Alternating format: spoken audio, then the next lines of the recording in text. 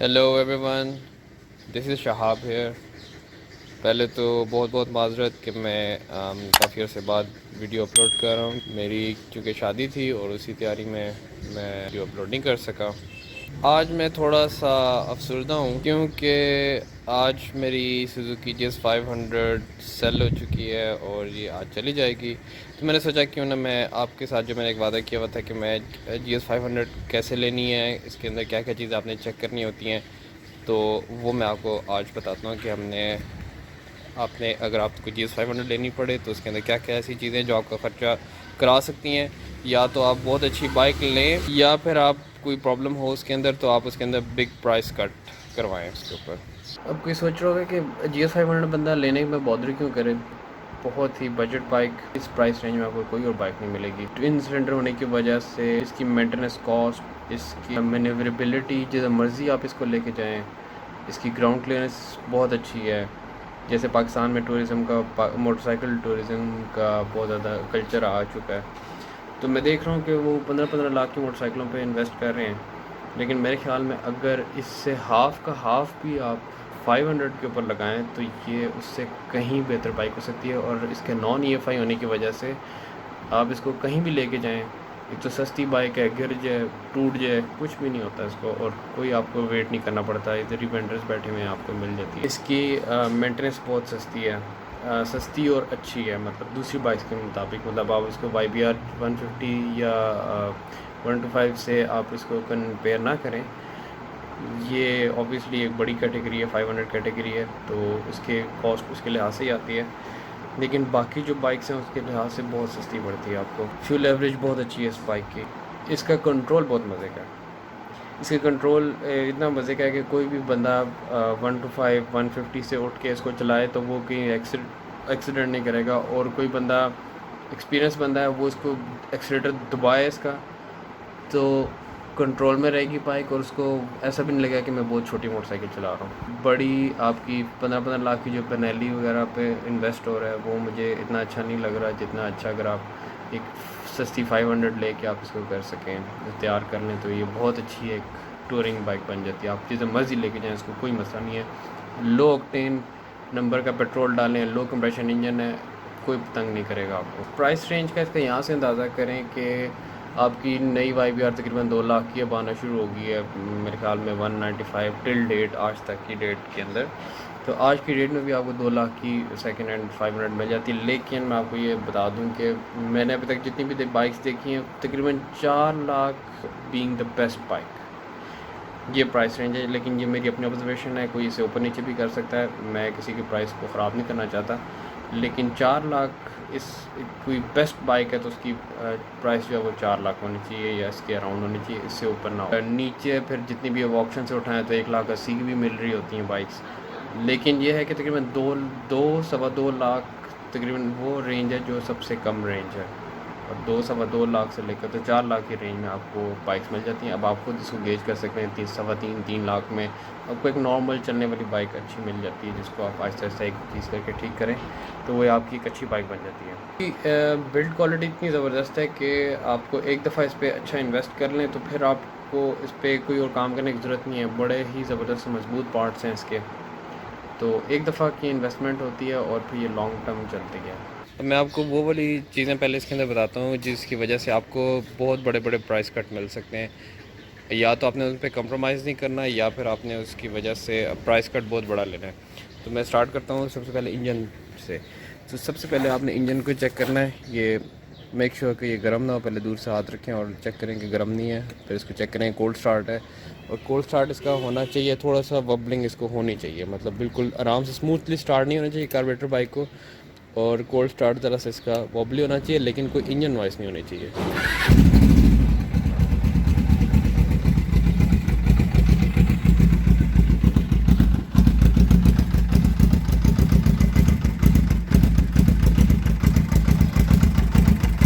इधर अगर आप सिलेंसर पे इसको हल्का सा हाथ रखें और इंजन नॉइस को चेक करें, कोई वियर्ड इंजन नॉइस नहीं होनी चाहिए किसी किस्म की। फिर आपने नेक्स्ट चेक करना है इसकी लीकेजेस। इसकी कुछ लीकेजेस ऐसी हैं जो कि बहुत महंगी पड़ेंगी आपको अगर वो है, और कुछ ऐसी हैं जो कि आप बियरेबल हैं, वो आप कर सकते हैं।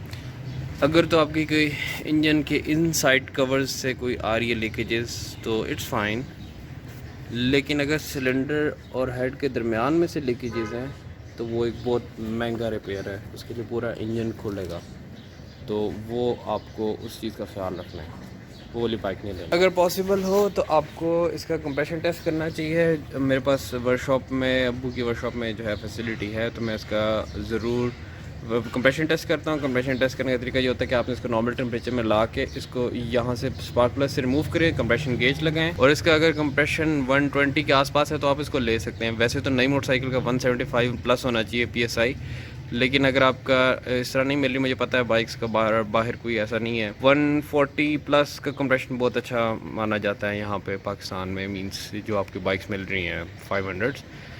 तो मेरी बाइक का इस वक्त जो आ रहा है 150 प्लस का आ रहा है, और बहुत ही पावरफुल बाइक है इस वजह से। फिर नेक्स्ट में आपने देखना है कोई ब्लू स्मोक अगर आ रहा है तो ब्लैक स्मोक इज़ फाइन, लेकिन ब्लू स्मोक नहीं आना चाहिए एग्जॉस्ट से। इसके लिए बाइक स्टार्ट करें।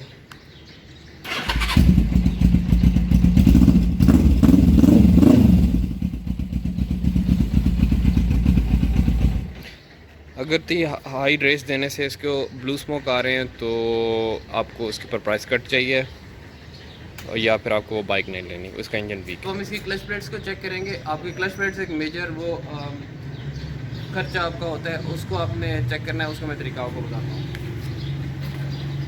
बाइक को आपने स्टार्ट करना है, उसको आपने डालना है 5th या 6th गियर में, और फिर उसके बाद आपने उसका हल्के से क्लच को पॉप करके देखना है कि अगर वो इंजन बंद हो रहा है तो इट्स फाइन, ये ठीक है।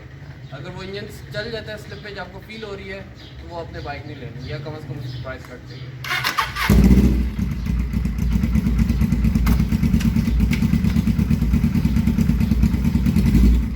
ब्रेक लगा के सिर्फ क्लच को छोड़ें। अब हम इसकी ब्रेक को चेक करेंगे। ब्रेक्स में आपने देखना है, एक तो सबसे पहले इसके ये मास्टर सिलेंडर्स लगे हुए हैं, एक ये और एक ये इसके जेन्युइन होने चाहिए। इसको प्रेस करके देखें, इसको बहुत पीछे नहीं आना चाहिए, इतना ही प्रेस होना चाहिए इसको। ब्रेक जहाँ पे लग रही है वहाँ पे देखें कोई मेजर कोई रोटर पे निशान या वर्पेज ना हो। अगर आप इसको चला के देख सकते हैं तो देखें कि ब्रेक लगाते हुए आपका लीवर कांपता तो नहीं है। इसी तरह अगर मैं पिछले उस पर आ जाता हूँ तो यहाँ पर आप देखें ये भी डिस्पैड बिल्कुल नए हैं, और ब्रेक को एक दफ़ा प्रेस ज़रूर करके देखें कि इसका भी उतना ही होना चाहिए, ज़रा सा प्रेस होता है, इतना ट्रैवल होना चाहिए इसका। अब जो मैं आपको बताऊंगा वो बहुत ही इंपॉर्टेंट चीज़ है। आपने इस 500 के अंदर बहुत ज़्यादा प्रॉब्लम इसके टैंक रस्टी टैंक्स का होता है, और तकरीबन हर दूसरी बाइक के अंदर मैंने प्रॉब्लम देखा है। इस टैंक को मैंने रस्ट प्रूफिंग की थी इसके ऊपर, और इसके ऊपर कोटिंग की थी। ये मुझे पाकिस्तान में कहीं नहीं अवेलेबल था, ये मेरा अपना फार्मूला था। वो उसमें मैं एक वीडियो बनाऊंगा कि how to protect your tank from rusting, और ये बिल्कुल रस्ट प्रोटेक्टेड है।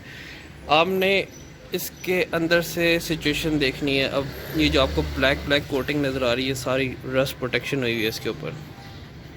अगर आप ये देखें तो ये सारी रस्ट प्रोटेक्शन हुई है इसके अंदर, और ये अंदर तक सारा रस्ट प्रोटेक्टेड है। मैं ये नहीं कहता कि आप रस्ट प्रोटेक्शन देखें, लेकिन कम से कम आप इसकी लीकेजेस ज़रूर चेक करें, कहीं पे लीकेजेस ना हो। टैंक के ऊपर, टैंक के अंदर लीकेज होगी और ये आपका बहुत बड़ा ख़र्चा और इतना तंग करेगा आपको, बार बार कार्बोरेटर क्लॉग होंगे इसके। ये आपने चेक करना, नहीं तो प्राइस कट करवाना है इसके ऊपर। This is very important. Next आपने इसके शॉक्स की लीकेज चेक करनी है। इसकी सील बहुत महंगी है, इसकी शॉक की सर्विसिंग काफ़ी महंगी होती है, वो आपने चेक करनी है, किसी किस्म के दाग ना हो इसके ऊपर। एक तो शॉक जो इसका फोक है वो बिल्कुल ठीक होना चाहिए, इसके ऊपर कोई स्क्रैचेस नहीं होने चाहिए। इसको हर तरफ से देखिए जैसे बिल्कुल पॉलिश्ड है, वो सही है। तो फिर इसके ऊपर किसी किस्म की लीकेज नहीं होनी चाहिए। इसको रख के इसको प्रेस करके इसको चेक करें। फिर आपने टायर क्वालिटी चेक करनी है। टायर क्वालिटी में आपने देखना है कि टायर पे किसी किस्म के क्रैक्स ना हो। टायर पे देखें ये बिल्कुल इसके अच्छी कंडीशन के टायर है, बहुत अच्छी कंडीशन के टायर हैं, क्रैक्स नहीं है इसके ऊपर कहीं पे भी। रबर बिल्कुल ठीक है, ट्रेड देखें डीप है। इस तरह टायर भी आपने देखना है, क्योंकि ये एक महंगा किस्म का रिप्लेसमेंट है जो कि आपको कॉस्ट कर सकती है। फिर आपने इसके सारे कंट्रोल और गेजेस चेक करनी है। सबसे पहले आप इसका इग्निशन स्विच चेक करें कि चाबी तो नहीं निकल रही। चाबी निकल रही है तो वो एक पुरानी मोटरसाइकिल है, उसका वो कभी चेंज नहीं हुआ। फिर इसके बाद इसका लॉक चेक करें, हैंडल लॉक ठीक है इसका। हैंडल लॉक सही है। इसके बाद इसके ये आपका ये ठीक होना चाहिए, फ्यूल टैंक कैप ठीक होना चाहिए, सीट के नीचे आपका ये ठीक होना चाहिए।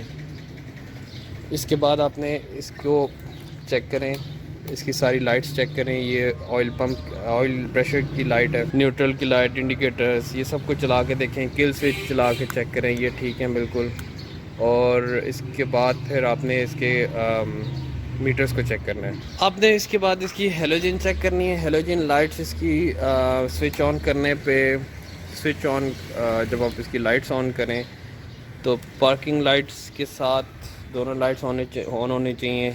ये इसके डिपर्स हैं, ये डिपर्स चलने चाहिए और डिपर इसका हर वक्त ऑन होना चाहिए। आई मीन अगर आप लाइट ना भी ऑन करें तो डिपर इसका होना चाहिए।